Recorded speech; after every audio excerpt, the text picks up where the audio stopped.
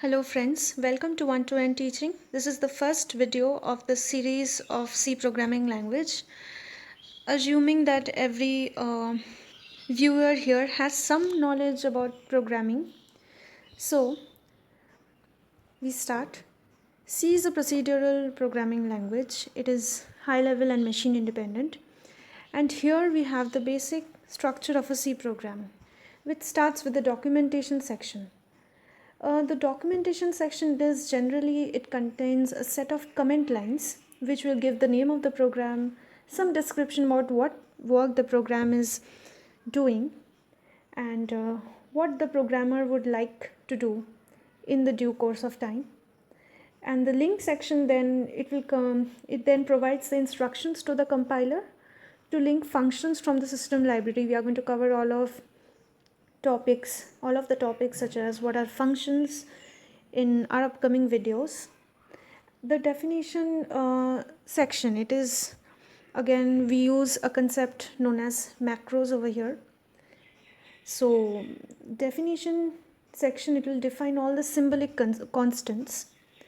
Then we may have some set of variables which are not local variables, they are global to the entire program. The variables which will be used in more than one functions, they are called global variables, and thus they are declared globally. That is, it is outside all the functions. If you give a look at this entire section, so we have a subprogram section also where each function may be defined depending upon the user's choice. So, but the variables declared over here, they are declared globally. And what is compulsory is the main function. This section will consist of two parts again, the declaration and the executable part. The declaration part will contain all the variables which will be declared, and the executable part has to have at least one statement. So our main function will have two parts, the declaration part and the execution part. So the program execution will start with the opening brace and end with the closing brace. And all the statements in the declaration and the execution part need to be completed with the help of a semicolon. The subprogram section, it will contain all the user-defined functions that are called in the main function. What do we mean by the word calling? We will come into these topics later on. But every program's execution starts from the main function. So it may be necessary in due course of time that we are requiring the help of any subprograms or functions which help us to carry out our program even more smoothly. So this calling is done in the main function, and user defined functions generally, as it's just there is no hard and fast rule, they are placed immediately after the main function, although they may appear in any order. So these functions, they are not a mandatory part, it depends upon user to user, but other than that, the main function is the compulsory part of every program. So here I have written a simple hello world program which compulsorily starts with a hash include stdio.h within angular brackets. This comes under the concept of preprocessor commands, which we are going to learn on more into details, so on.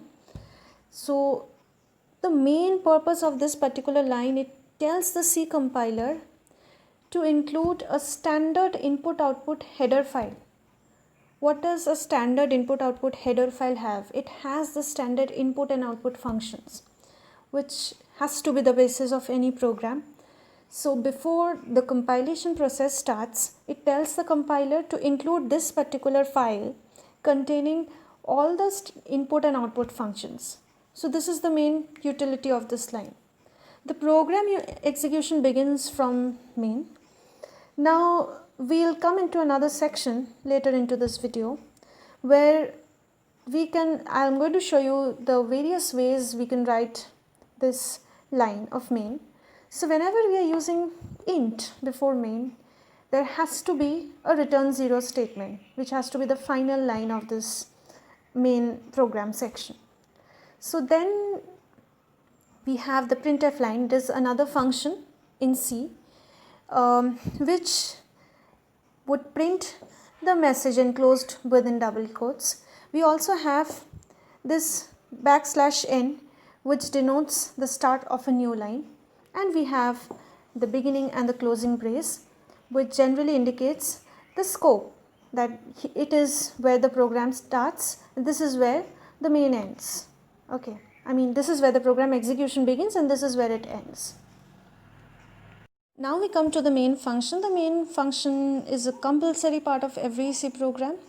So there can be different forms of this main statement.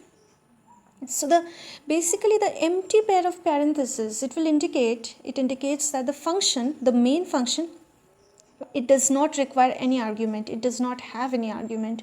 So it may be explicitly mentioned with the help of the keyword void, which shows that it has no arguments at all, or we may not specify it as well.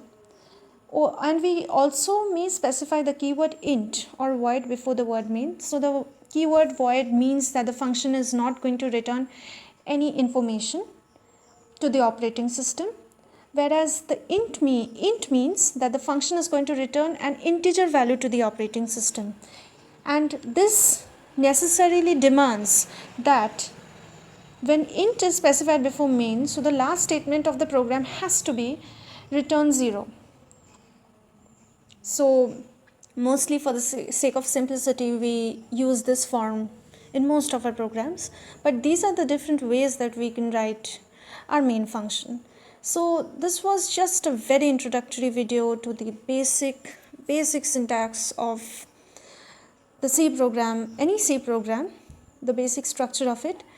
Next video we are going to start with data types in C. Thank you and stay tuned.